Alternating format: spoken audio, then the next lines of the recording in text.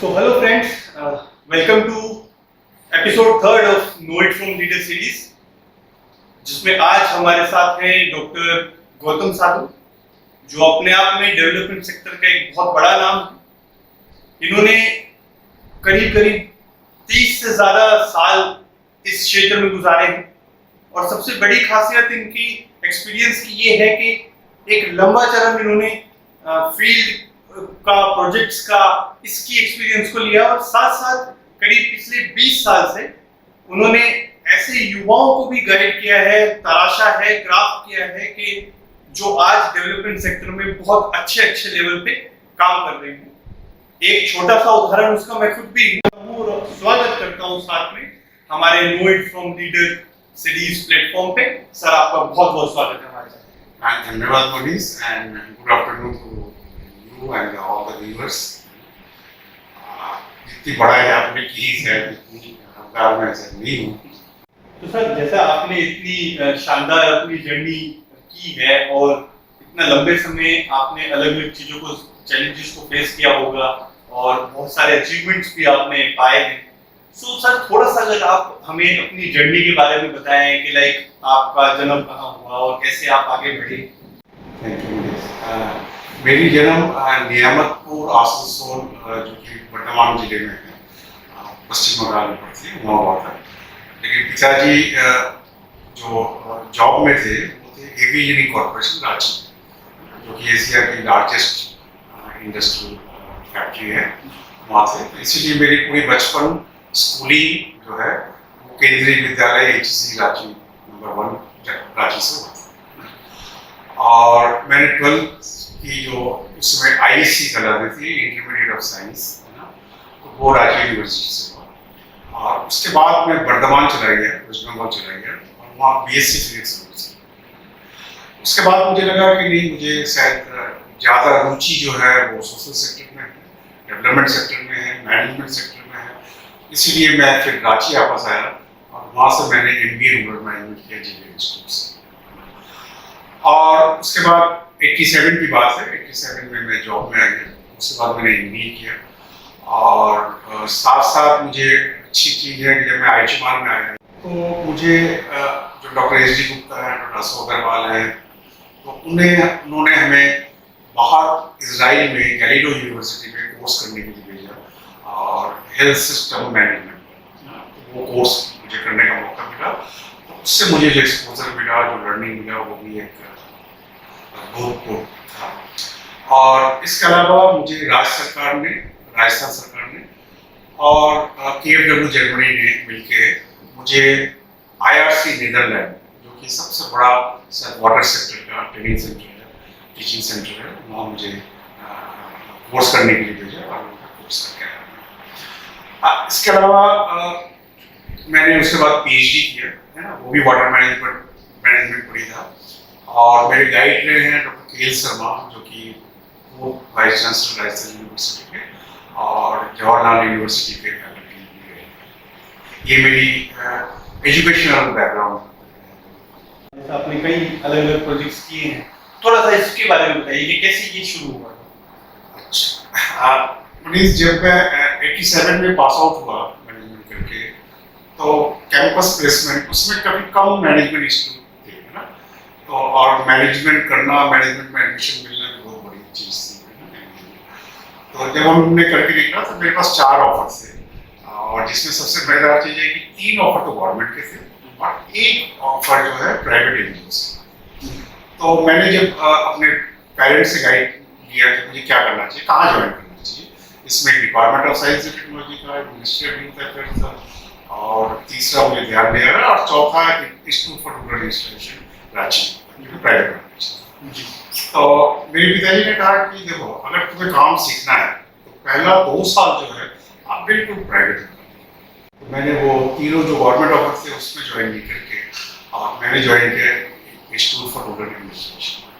वहाँ मुझे 2 बहुत अच्छे मेंटर मिले, जो कि वहाँ के CEO और प्रेसिडेंट डॉक्टर AK बासु, जो कि प्लानिंग कमीशन के सदस्य थे, और एक प्रोफेसर इंद्रजीत थे। तो उन दोनों से मैंने अच्छा सीखा, अच्छा एक्सपोजर मिला, मुझे बहुत अच्छी लर्निंग रही। और मुझे उन्होंने विशेष तौर से मैं जो सीखा वो है प्रोजेक्ट फॉर्मुलेशन। कैसे प्रोजेक्ट का कॉन्सेप्ट को कैसे प्रोजेक्ट में कन्वर्ट किया जाता है, कैसे फंडिंग प्रपोजल बनाया जाता है, तो ये मैंने बहुत अच्छी तरह से सीखा। और ये मेरी वहाँ 2 साल की जर्नी रही इंस्टीट्यूट फॉर रूरल एडमिनिस्ट्रेशन में। और उसके बाद फिर मैं कपाड़ जो कि मिनिस्ट्री ऑफ रूरल डेवलपमेंट का शाखा बना था, तो उसके थ्रू मैं district rural development agency Udaipur में as an additional director project बना। तो वो जो मेरी प्रोजेक्ट का जो एक्सपीरियंस था प्रोजेक्ट फॉर्मुलेशन का, और बेसिकली यही काम था एडिशनल डायरेक्टर प्रोजेक्ट में कि जो अनटाइड फंड था, जो डिफरेंट फंडिंग थी, जो उसको एज पर द नीड जो है जिले की नीड के अनुसार, गांव के नीड के अनुसार, कम्युनिटी के नीड के अनुसार मुझे वो फॉर्मुलेट करके वो पैसा मोबिलाइज करना था। और मुझे खुशी है कि काफ़ी कम उम्र था, करीब 22-23 साल उम्र थे, तो उसमें मैंने 2 साल में करीब 40 प्रोजेक्ट बनाए, है ना, डिफरेंट फंडिंग एजेंसी से, गवर्नमेंट से, इंटरनेशनल ऑर्गेनाइजेशन से, और 40 के 40 फंडिंग।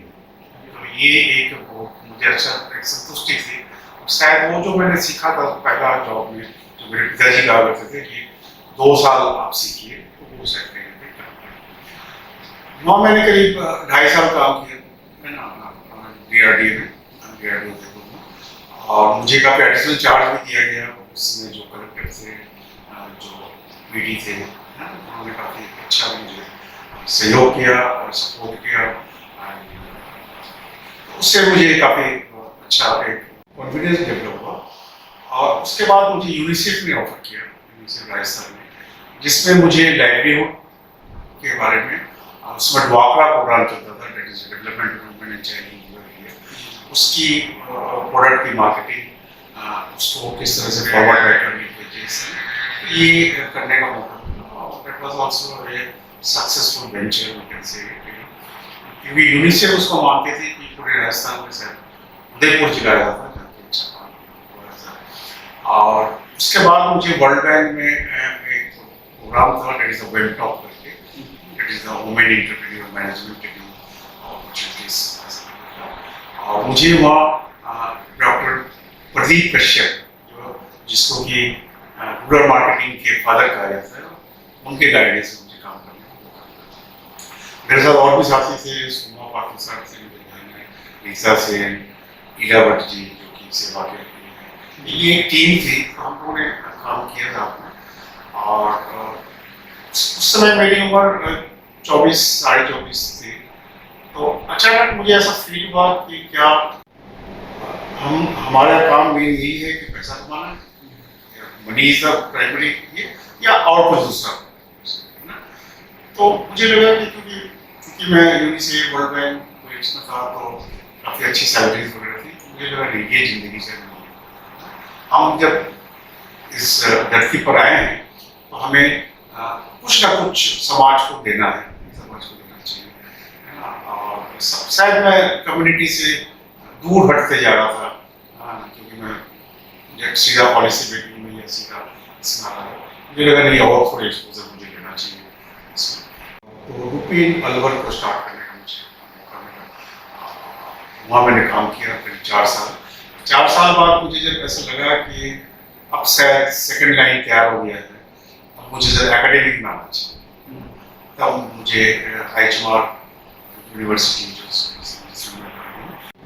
सर, जैसे आपने अभी शेयर किया, इतने अलग अलग तरीके के आपने प्रोजेक्ट्स किए, और इतने बड़े बड़े जो लोग हैं जो आपके साथ रहे, आप सबने मिलके इतनी सारी चीजों को किया। तो सर, इसमें इसी दौरान आपने कई सारे प्रोजेक्ट्स किए, तो कुछ ऐसे प्रोजेक्ट्स जो आपको लगते हो कि काफी अलग रहे, और वो मतलब जिनको आप यहाँ बताना चाहते हो हमारे व्यूअर्स के लिए?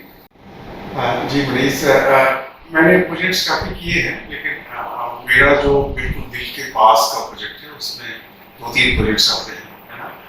और क्योंकि मेरा ये लर्निंग रहा है कि जितना चीज़ आप कम्युनिटी से सीख सकते हैं, है ना, वो शायद आप किताबों में भी नहीं सीख सकते। तो अगर आप कोई भी आप चीज़ देख लीजिए, चाहे वो डेवलपमेंट की प्रोजेक्ट्स हो, चाहे वो बिजनेस हो, चाहे वो एंटरप्रेन्योर्स की बात हो, जब तक कम्युनिटी या क्लाइंट या कस्टमर जब तक आपके साथ नहीं जुड़े होंगे, वो चीज़ आपके सक्सेस नहीं होगी, है ना। तो इसी तरह से है कि जब हमने ये किया कि गवर्नमेंट प्रोग्राम जिससे हैं क्यों नहीं सस्टेन करता है, क्यों नहीं सस्टेन करता है, क्यों नहीं वो आगे बढ़ पाता है, जब तक प्रोग्राम की सपोर्ट है तब तक वो चलता है, उसके बाद फिर वो क्यों ऐसा हो जाता है ना। तो लेकिन ये देखा गया कि क्योंकि उसमें कम्युनिटी को लगता नहीं है कि भाई ये उनकी खुद की प्रोजेक्ट है, ओनरशिप को नहीं आ पाता। तो हमारे एक चूरू एक जिला है, जैसा जानते हैं राजस्थान में, चूरू, हनुमानगढ़, तो ये जो एरिया था वहाँ पानी की कमी थी, खारा पानी था ना। तो एक प्रोजेक्ट आई जिसको कि KFW जर्मनी और गवर्नमेंट ऑफ राजस्थान ने सपोर्ट किया, और आपकी योजना के नाम से जी जिसमें IHMR की तरफ से मुझे वहाँ एज ए प्रोजेक्ट डायरेक्टर मैंने वहाँ ज्वाइन किया डिपुटेशन में, और मैंने वहाँ 8 साल काम किया। उसमें 370 गांव थे। 370 गांव में मेन जो मकसद था वो कम्युनिटी पार्टिसिपेशन था, जिसमें कम्युनिटी को जोड़ना, कम्युनिटी की कम्युनिटी बेस्ड ऑर्गेनाइजेशन बनाना। उस समय हम लोग वाटर एंड हेल्थ कमेटी के नाम से जाना जाता था, और वो पानी की जो मैनेजमेंट है और सैनिटेशन जो है, तो वो खुद गांव वाले मैनेज करें, गांव की जो कमेटी को मैनेज करें। और सबसे मजेदार चीज ये थी कि शायद हिंदुस्तान में पहली बार ऐसा हुआ कि गांव के बाहर एक बल्क मीटर लगा हुआ था, यानी कि जितना पानी आप कंज्यूम करेंगे उसकी आपको पेमेंट करना पड़ेगा। It was not a free. तो ये प्रयास था, हालांकि बहुत चैलेंज था क्योंकि कभी ऐसा हुआ नहीं था, लग रहा था कि पता नहीं होगा नहीं होगा, ऐसा कुछ करके कम्युनिटी को हमने जोड़ दिया। अब बात यह है कि पेमेंट मॉडल बनेगा कैसे, क्योंकि मोहल्ले मोहल्ले में एक स्टैंड पोस्ट बना हुआ था, वहाँ से 30-30 घर वहाँ से पानी करते थे। अब यह है कि भाई पानी का पैसा कैसे इकट्ठा होगा, किस तरह से जोड़ेंगे कि कौन सा पानी, कितने पानी पैसे दे रहे हैं, नहीं दे रहे हैं। हमें एक काफ़ी हमने मशक्कत की, काफ़ी हमने ब्रेनस्टॉर्मिंग की। तो मैं वही जो कर रहा था, जो कम्युनिटी से जो आप सीख सकते हैं, तो हमने कम्युनिटी से बात की तो हमें पता लगा कि ट्रेडिशनल एक सिस्टम था स्वतंत्रता के पहले ना, जिसको आंगा सिस्टम कहते हैं।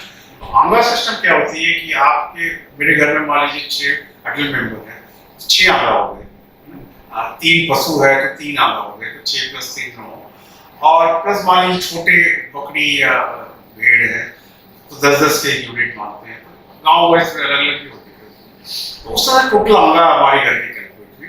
इस तरह से पूरे गाँव की आंगा कैलकुलेट हो, मान लीजिए उस महीने में 35,000 की बिल आई और 3,500 आंगा है, तो प्रति आंगा जो है 10 रुपये है। मेरे घर में 10 यूनिट है तो मुझे 100 रुपये।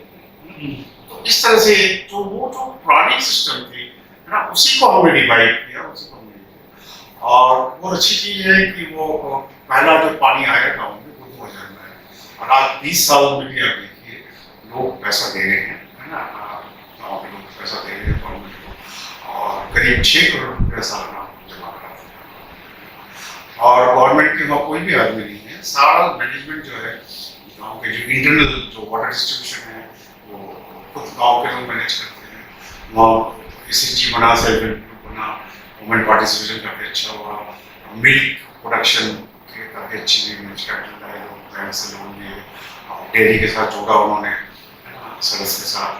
और इसके अलावा जो सैनिटेशन है ना, घर घर में लैट्रिन बाथरूम, केवल लैट्रिन नहीं बाथरूम सोप पिट्स के साथ बना, और वो करीब 43,000 ऐसा बना। बाद में वो ODA भी क्लियर हुआ। तो ये एक बहुत ही अच्छी ये है। बाद में इसको प्लानिंग कमीशन ने अपनाया, और जितने भी एक्सटर्नल फंडिंग प्रोजेक्ट्स हैं वो आपकी योजना में गुड थिंग और गुड लर्निंग। तो सर किसी भी प्रोजेक्ट में अगर हम देखें तो जो उसकी सस्टेनेबिलिटी सबसे अहम चीज है जी, और वो सस्टेनेबिलिटी अचीव करने के लिए community ownership is the most important की। और अगर हम देखें वाकई में ये जो प्रोजेक्ट रहा है ये कम्युनिटी ओनरशिप के बाद ही सस्टेन हो पाया, और अपने आप में ये चीज होना कि आज 20 साल के बाद भी कम्युनिटी के अंदर वो सिस्टम्स चल रहे हैं, वो प्रोजेक्ट आज भी चल रहा है और इतने अच्छे लेवल तक गया, ये इसीलिए हो पाया बिकॉज वो कम्युनिटी ओनरशिप आपने वहाँ डेवलप की। और उस पर भी जो मुझे एक चीज यहाँ पे लर्निंग सीखने को मिली, ये क्यों हो पाया, क्योंकि ट्रेडिशंस को भी हमने जोड़ के रखा। सर एक और चीज मैं आपसे पूछना चाह रहा हूँ कि जैसे मैंने देखा कि आप डेवलपमेंट सेक्टर में बहुत काम करते आए, आपने बहुत अच्छे अच्छे प्रोजेक्ट किए, फिर ये एकेडमिक्स में आना आपका किस तरीके से हुआ? मुझे ऐसा प्रतीत हुआ कि शायद मैं अगर एकेडमिक में आऊँगा तो ज़्यादा यूथ को तैयार कर पाएंगे, शायद ज़्यादा यूथ इस फील्ड में आएंगे और जो लर्निंग रही है।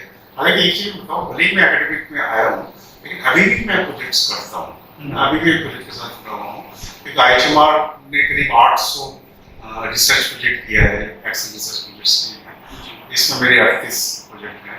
अभी भी मैं जुड़ा हुआ हूँ क्योंकि हर समय लर्निंग तो रहती है। एकेडमिक में मेरी इच्छा रही थी शुरू से ही, लेकिन मेरी ये थी कि पहले मैं सीखूंगा और गाँव में मैं सीखा, कम्युनिटी के साथ सीखा।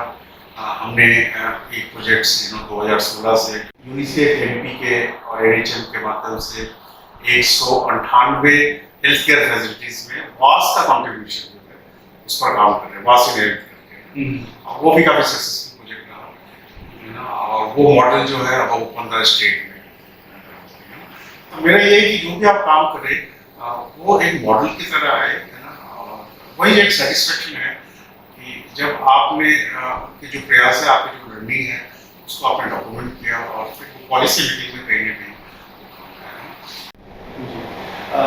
मैं अपने व्यूअर्स को एक और चीज बताना चाहता हूँ कि डॉक्टर गौतम साटू को बहुत ही अलग अलग प्रेस्टिजियस अवार्ड्स मिल चुके हैं, और ये अवार्ड्स अपने आप में एक ऐसे लेवल के अवार्ड्स हैं जो डेवलपमेंट सेक्टर्स में जो भी प्रोफेशनल्स काम कर रहे हैं वो सोचते हैं कि उन्हें ये रिकॉग्निशन मिले और वो जाने जाएं इस चीज के लिए।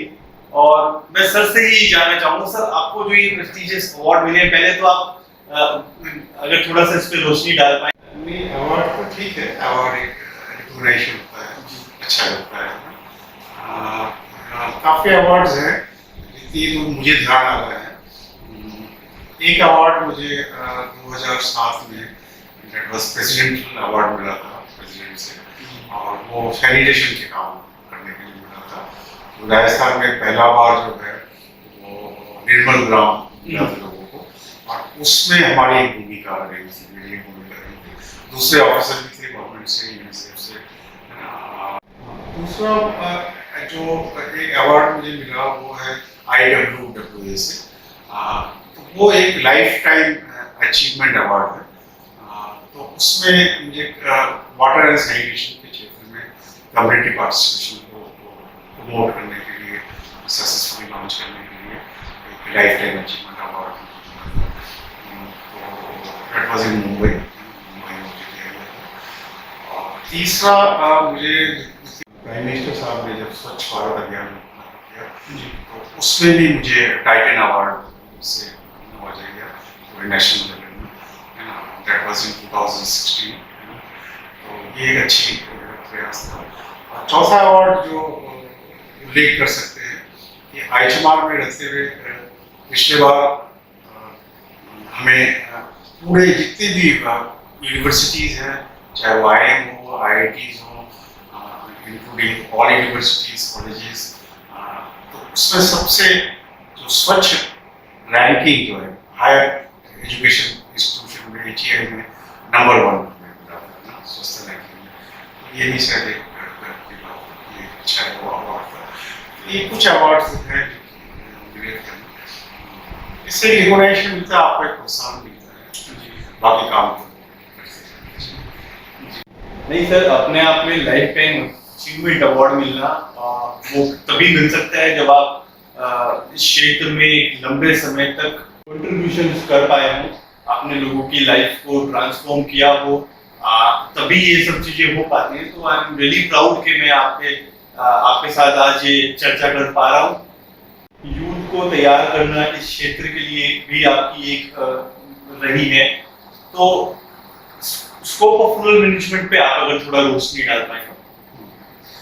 देखिए, अगर स्कोप तो काफ़ी है, स्कोप तो काफ़ी आ जाते हैं, और इंडिया में काफ़ी प्रेस्टिजियस इंस्टीट्यूट है जो कि MBA रूरल मैनेजमेंट या post graduation in rural management करवाती है, जिसमें IHMR यूनिवर्सिटी है, स्कूल ऑफ डेवलपमेंट स्टडीज से बात करते हैं। इसके अलावा IRMA है ना, टीज है, एक्साइसिस है ना, NIRT है, तो काफ़ी अच्छे अच्छे प्रेस्टिजियस ये है। और तो स्कोप तो है इसकी काफ़ी ज़्यादा ना। और अगर आप पूरे भारतवर्ष की बजट देखें ना, या किसी भी राज्य सरकार के बजट देखें, तो आप देखेंगे कि 70 से 78% जो बजट है वो विकास डेवलपमेंट, चाहे वो रूरल डेवलपमेंट की बात हो या स्लम्स के बारे में बात करें, या तो जहाँ जहाँ डिप्राइव कम्युनिटीज हैं वहाँ।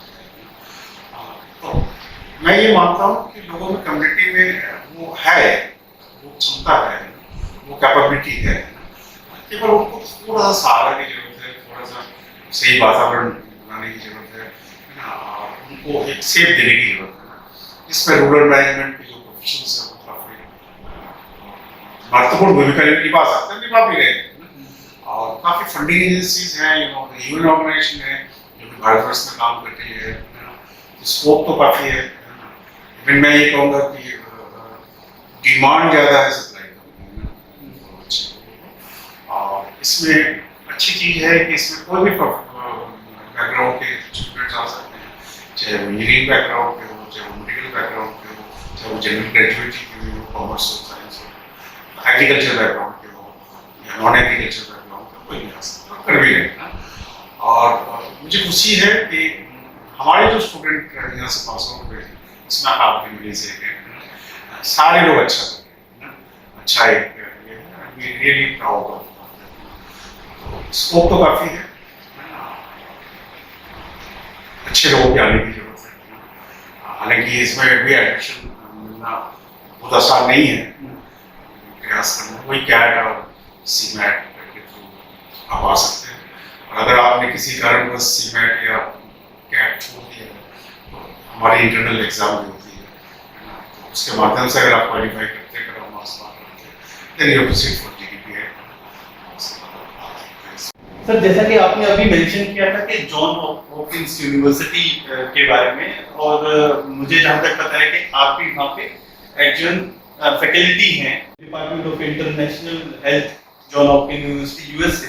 तो सर, अगर थोड़ा सा उसके बारे में आप अगर बता पाएंगे। जी, जो डिपार्टमेंट ऑफ इंटरनेशनल हेल्थ है जॉन हॉपकिंस यूनिवर्सिटी का, वो पूरे विश्व में नंबर 1 माना जाता है इस सेक्टर में, पब्लिक हेल्थ में, और इंडिया में IHMR को माना जाता है। ये पहली बार शायद एक कोलैबोरेशन हुआ, और जिसमें उन्होंने अलाउ किया कि हम MPH प्रोग्राम जो है वो जॉन हॉपकिंस यूनिवर्सिटी के माध्यम से चालू कर सकते हैं ना। तो ये हमारा 8वां बैच चल रहा है, 8th बैच चल रहा है हमारे MPH के, और पूरे साउथ एशियन कंट्रीज में स्टूडेंट आते हैं, और वो भी 2 साल का कोर्स है।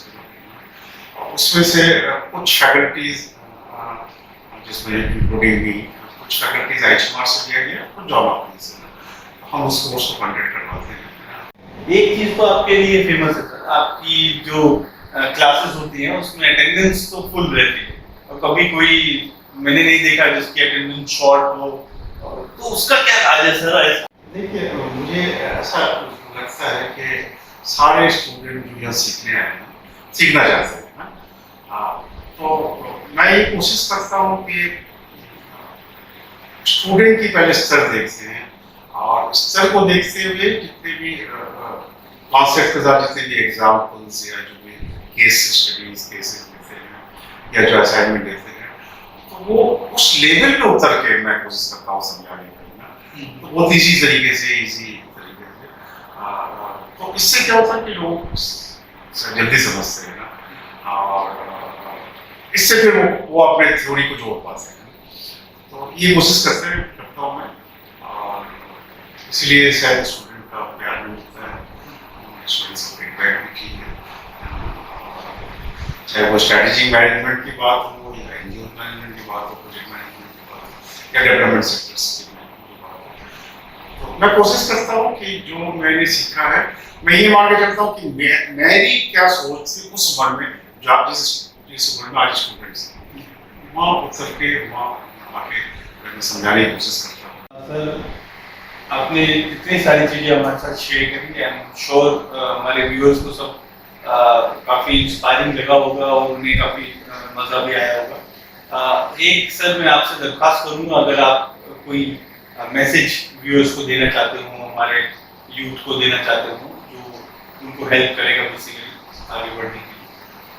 हर एक यूथ में कुछ ना कुछ पोटेंशियल है, वो आप कुछ नया करना चाहते हैं, बिल्कुल उस नया काम को जारी रखें, जो मन में आपके आती है उसको जरूर करना चाहिए। जो सपना आप देखते हैं, जो ड्रीम देखते हैं, वो जरूर पूरा करना चाहिए। एक ही चीज मैं कहूँगा जो मेरी लर्निंग रही है 33 साल में, कि जो भी काम करे आप वो ऑनेस्टी कोशिश कीजिए कि उसमें मोर देन 100%, ताकि जो आपने ड्रीम देखा, जो आपका सोच है, वो कहीं अधूरा नहीं रहे और उसको आप पूरा जरूर करें, है ना।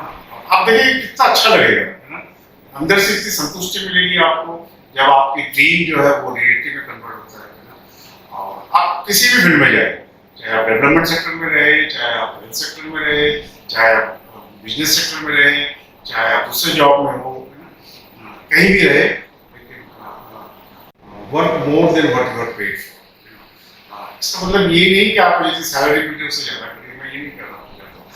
आप दीजिए, मैक्सिमम दीजिए, तो ही आप आगे बढ़ पाएंगे, और पढ़ाई जरूर जारी रखें, चाहे आप अच्छे जॉब में भी हो, लेकिन जो भी नॉलेज, जो भी अलग अलग कॉन्फ्रेंस में जाइए, अपना पेपर पढ़िए, अपना सोचिए, कुछ सीखिए, कुछ दूसरों को सिखाइए ना, इससे अपने जिंदगी में आगे बढ़ने की मौका मिलती है। हर समय लर्निंग रहती है, हर समय हमें कभी भी ये नहीं मानना चाहिए कि हमने सब कुछ सीख लिया, सब कुछ जान लिया।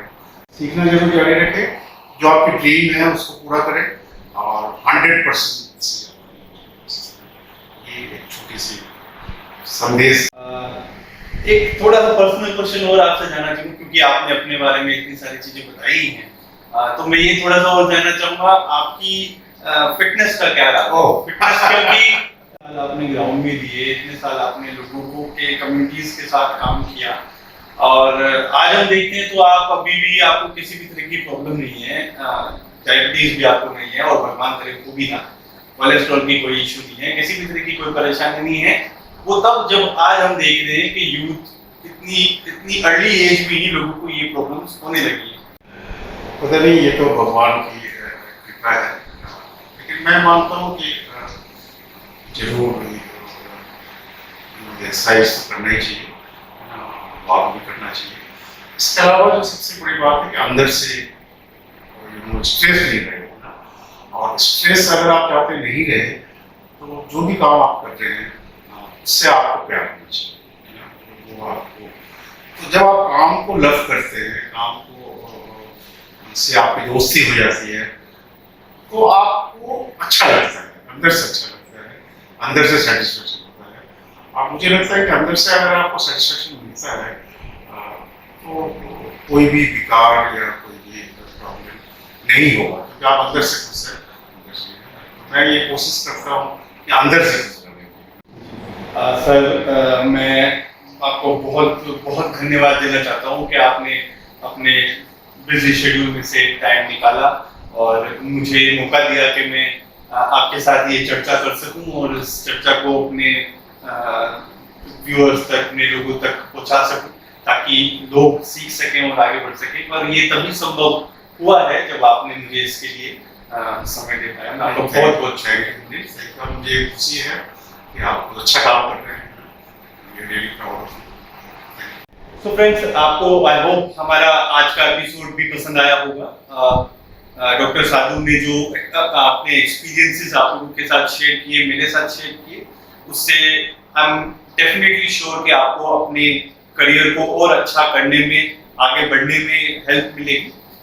ऐसे ही और एपिसोड्स देखने के लिए हमारे साथ बने रहिए know it from leader series. आज के लिए इतना ही। Thank you very much.